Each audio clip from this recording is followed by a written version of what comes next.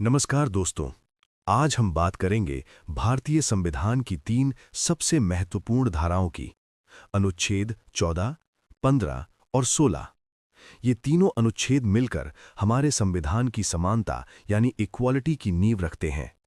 ये बताते हैं कि भारत में हर नागरिक कानून की नज़र में बराबर है और भेदभाव की कोई जगह नहीं है। चलिए एक-एक करके समझते हैं। सबसे पहले अनुच्छेद 14, समानता का अधिकार, राइट टू इक्वालिटी। ये कहता है राज्य किसी व्यक्ति को कानून के समक्ष समान सुरक्षा नहीं देगा या कानून के समान संरक्षण से वंचित नहीं करेगा।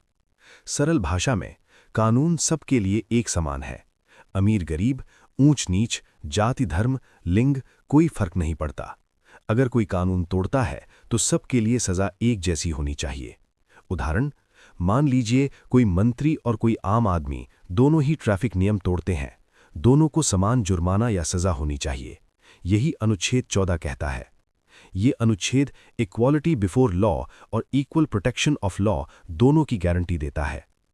अब आता है अनुच्छेद 15, धर्म, जाति, लिंग, जन्मस्थान आदि के आधार पर भेदभाव का प्रतिषेध। ये कहता है कि राज्य किसी नागरिक के खिलाफ केवल धर्म, जाति, लिंग, जन्मस्थान या इनमें से किसी भी आधार पर भेदभाव नहीं कर सकता। महत्वपूर्ण बात, अनुच्छेद 15(1) राज्य नागरिकों के साथ भेदभाव नहीं करेगा।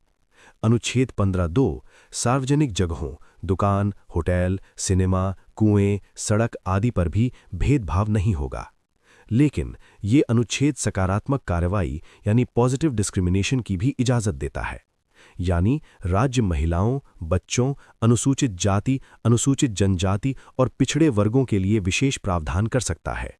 उदाहरण, महिलाओं के लिए अलग से आरक्षण या स्कीम्स, एससी, एसटी, ओबीसी के लिए शिक्षा और नौकरी में आरक्षण। ये अनुच्छेद हमें बताता है कि समानता का मतलब सबको एक जैसा व्यवहार करना नहीं है, बल्कि असमान लोगों को समान अवसर देने के लिए जरूरी कदम उठाना भी है। अब अनुच्छेद 16, सरकारी नौकरियों में समान अवसर। ये कहता है कि राज्य के अधीन किसी पद पर नियुक्ति या रोजगार के मामले में सभी नागरिकों को समान अवसर मिलेगा। मुख्य पॉइंट्स, भर्ती और पदोन्नति दोनों में भेदभाव नहीं होगा।